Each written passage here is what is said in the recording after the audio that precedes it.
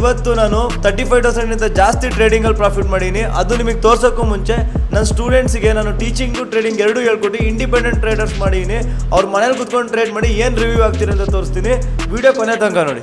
So ಇವಾಗ ನನ್ನ profit ನೋಡ್ಬೋದು ನೀವು 37,000 ಅಷ್ಟು ರನ್ ಆಗ್ತಾ ಇದೆ. ಇದರಲ್ಲಿ ಆಪ್ಷನ್ ಸ್ಟ್ರಾಟಜೀಸ್ ಇದೆ, ಫ್ಯೂಚರ್ ಸ್ಟ್ರಾಟಜೀಸ್ ಇದೆ, ಎರಡೂ ಮಿಕ್ಸ್ ಮಾಡಿದ್ದೀನಿ. ಪರ್ಟಿಕ್ಯುಲರ್ ಟೈಮ್ ಫ್ರೇಮ್ ಪ್ರಕಾರ ಹಾಕಿರೋದು.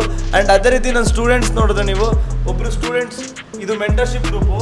ಇಲ್ಲಿ ಒಬ್ಬರು 3,000 ಪ್ರಾಫಿಟ್ ಬುಕ್ ಮಾಡಿದ್ದಾರೆ, ಇನ್ನೊಬ್ರು 28,000 ಪ್ರಾಫಿಟ್ ಬುಕ್ ಮಾಡಿದ್ದಾರೆ.